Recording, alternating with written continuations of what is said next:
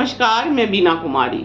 आज हम बात करेंगे 18 महीने की घोषित आपातकाल और 11 साल के अघोषित आपातकाल पर।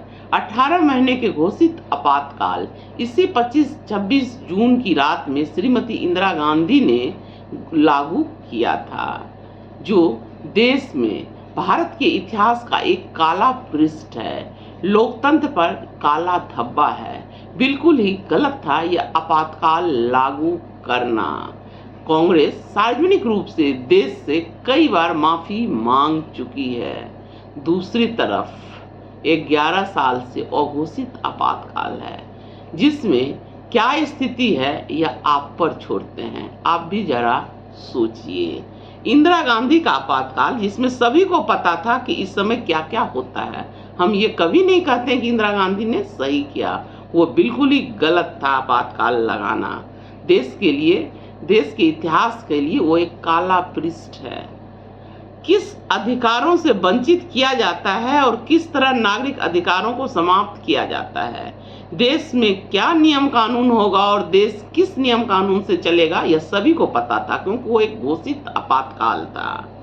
इंदिरा के आपात 18 महीने की थी, जिसकी चर्चा 50 साल से हो रही है। इस आपातकाल के नाम पर देश में बड़े बड़े नेताओं का जन्म हुआ, जो बड़े बड़े पदों को सुशोभित भी किए। पर अभी जो हो रहा है 11 साल से, वह कौन सा आपातकाल है जो अघोषित है। पूरे देश को धर्म के आग में झोंक कर सरकार आपातकाल घोषित किए बिना सब कुछ कर रही है, जो आपातकाल में होता है। इस समय भी सरकार से आप सवाल नहीं पूछ सकते हैं, नहीं तो आप देशद्रोही होंगे, आप पर मुकदमा चलाया जाएगा, जेल में डाला जाएगा।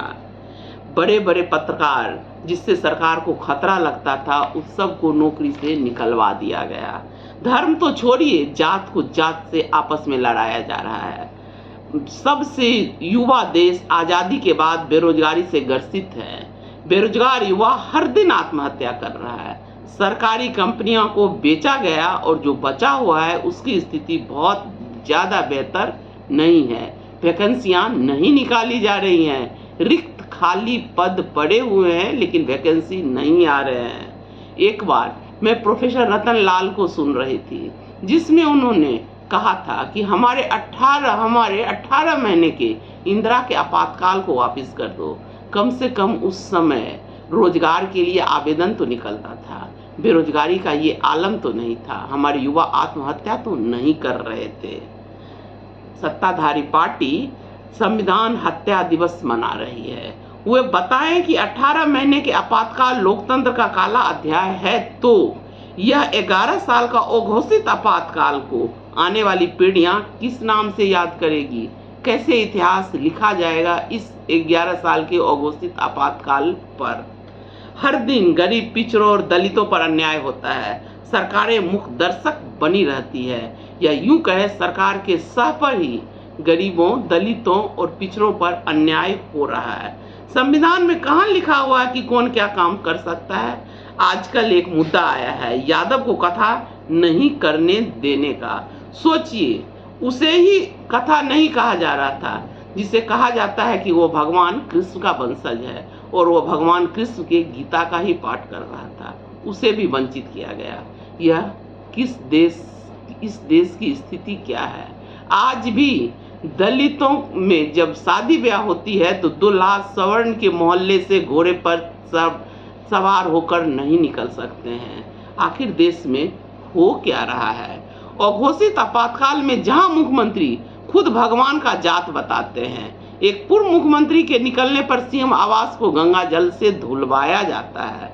शर्म आती है ऐसी सोच रखने वाले और इस तरह की घटना को अंजाम देने वाले पर। उसे भी जात और धर्म का ऐसा प्याला पिलाया गया है, उसे सब ठीक लग रहा है और इस तरह का घटना का अंजाम देता है। आम आदमी का बच्चा धर्म जात में उलझा रहे, ताकि नौकरी न मांग सके और सरकार से सवाल न पूछ सके। वोट लेने के समय घर में घुसकर अंदर बैठकर खाना खाते हैं दलितों के साथ। सभी को समझाया जाता है कि हिंदू धर्म खतरे में है, तुम भी हिंदू हो और हमें वोट दो, ताकि हम धर्म की रक्षा कर सकें। वोट का काम खत्म, दलित, पिछड़ों और गरीबों से इन सरकारों को, राजनेताओं का काम भी खत्म। नमस्कार, धन्यवाद।